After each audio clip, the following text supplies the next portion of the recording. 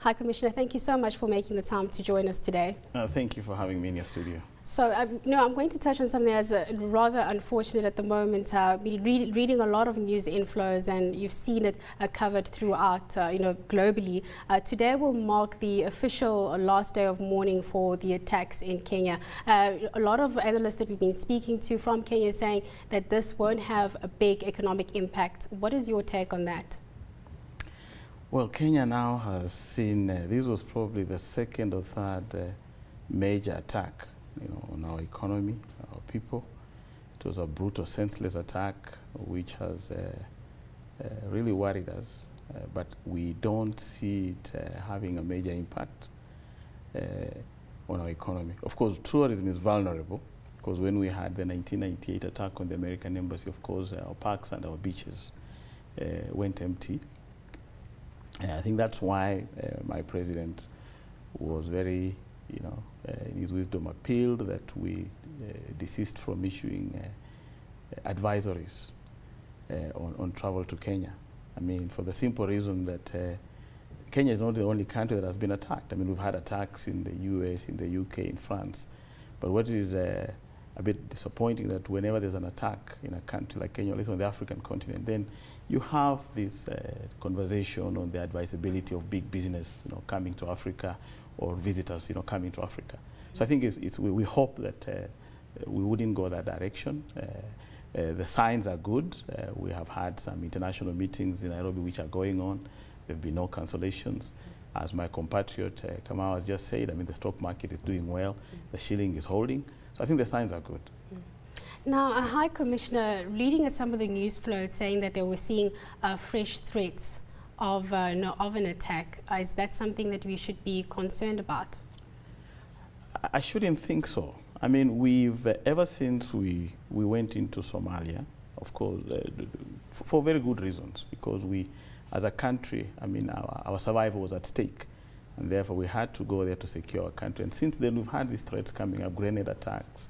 Our policemen have been killed, especially in the northern part of Kenya. There have been grenade attacks in Nairobi as well. So I wouldn't think, in my view, that there's anything major we should expect. I mean, our security forces are very much in control. We are all vigilant. In fact, terrorism affects all of us. And I think it's about you and me being vigilant. And you saw how Kenyans came out, with that Kenyan spirit.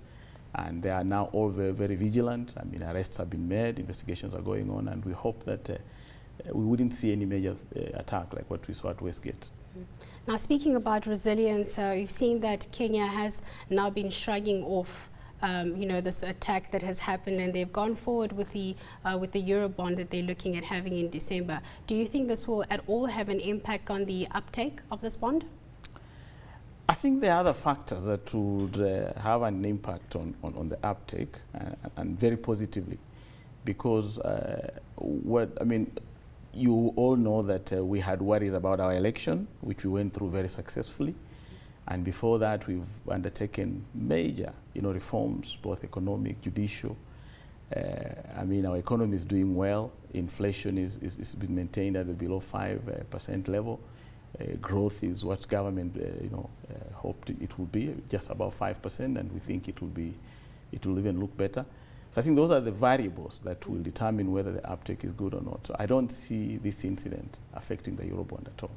What about Moody's credit rating agency yesterday coming and saying that this could be viewed as negative? Would that have no? Well, that has happened before, even in 1998. Even during our time when we had very corrosive politics and things didn't look too good, there were all those negative ratings. But no major investors pulled out. If anything, Kenya now is one of the top destinations for FDI. I think we're number 5 probably. So I don't see that really making any, having any negative impact. Now, talking about top destinations and FDI, I would like to touch on that a little bit later. But I think, I was speaking to one of our colleagues who was sitting in Kenya, and she was saying, I think one of the things that investors are worried about is the contagion effect. Would you agree that you could see this probably be spilling over to neighboring countries in terms of terrorism attacks?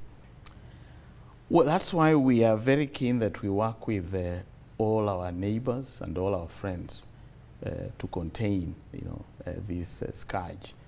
so that we don't see it moving to our neighbors. Of course, the other year we had an unfortunate incident in Kampala as well, but that the Ugandans have put that behind them. So our desire, really, our request or our hope is to work with everybody else, because this doesn't affect Kenya only. I mean, Kenya is home to almost all nationalities. I mean, you know that there were about 18 or 19 foreigners who perished in that unfortunate incident. But coming closer home, we are working very well with all our neighbors. And the attack on Wednesday, I mean, at Westgate, only emboldens our resolve to ensure that Somalia is at peace and the entire neighborhood. Now, as we mentioned, we have been speaking about foreign direct investment, and tourism is one of the key sectors for Kenya. But what other, sectors are you seeing as investment opportunities? Because I know you would possibly like to talk about that as well. Well, there are many opportunities. As you well know, we have a Vision 2030, which aims at transforming Kenya into a modern economy, a middle industrializing country, with a high quality of life.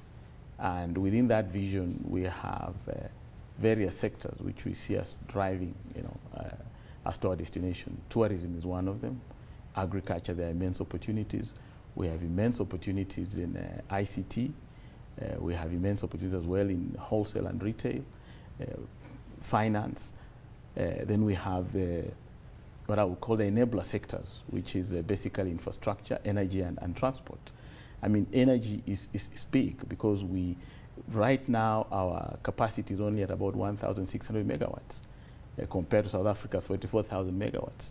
And so we have immense opportunities, especially in green energy, geothermal, solar, wind, hydro, and therefore we're encouraging our investors to come, because the returns are good, and especially if you invest in hydro energy, you are guaranteed under the feed-in tariff policy connectivity, to the national grid, and at a pre-negotiated rate. So the returns are good, and we have ICT is big. Recently, early this year, the president opened what we call the Concert City, which has been built as the Silicon Savannah.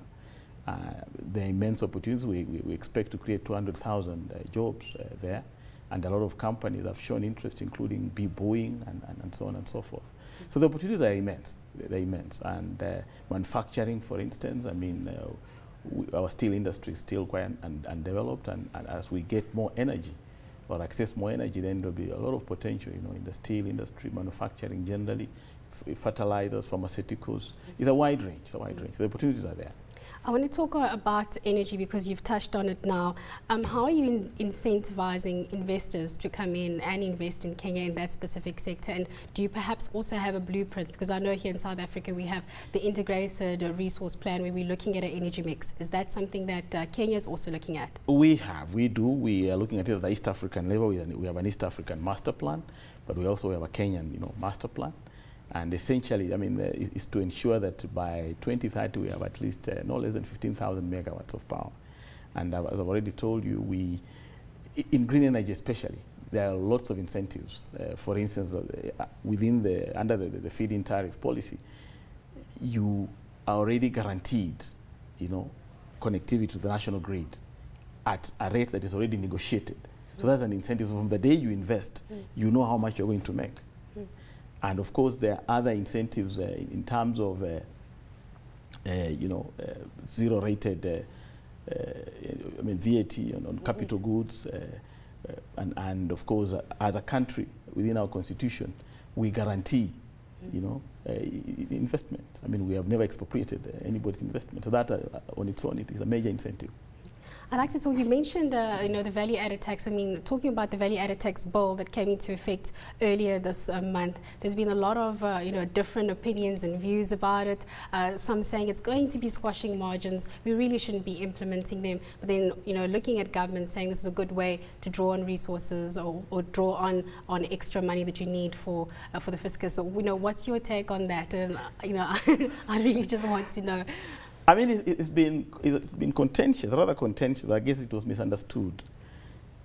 We had some unscrupulous business people who are imposing VAT on goods that were not supposed to attract VAT. For instance, milk. which is consumed by almost every Kenyan household.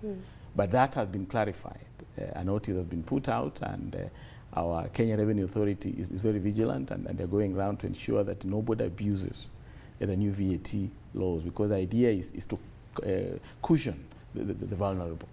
Yeah. Thank you so much, High Commissioner.